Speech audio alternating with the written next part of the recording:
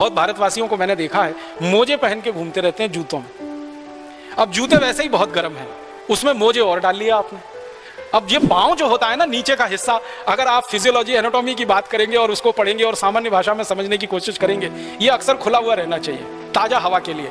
लेकिन हमने एक तो जूते डाल लिए, जूते के ऊपर और मोजे चढ़ा लिए, तो मोजे के अंदर पसीना भरता रहता है और जूतों के कारण वो और ज्यादा बढ़ता रहता है। तो मोजों में इतनी तेज बदबू आती है, अक्सर लोगों को मैंने देखा है घर में जाके जैसे ही जूते उतारते हैं तो मोजे की बदबू घर के बाहर तक चली जाती है।